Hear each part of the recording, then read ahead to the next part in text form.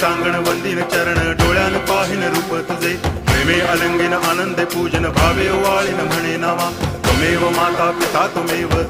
बंधुश्च सखा त्वमेव विद्या करुणं त्वमेव सर्वं मम देव कायेन वाचा मनसेन्द्रियैर्वा बुद्ध्यात्मना वा प्रकृति स्वभावात् करोमि यद्यत् सकलं परस्मै नारायणायति समर्पयामि अच्युतं केशवं रामनारायणं कृष्णदामोदरं वासुदेवं हरि गिरिधरं माधवं गोपिकावल्लभं जानकीनायकं रामचन्द्रं भजे हरे राम राम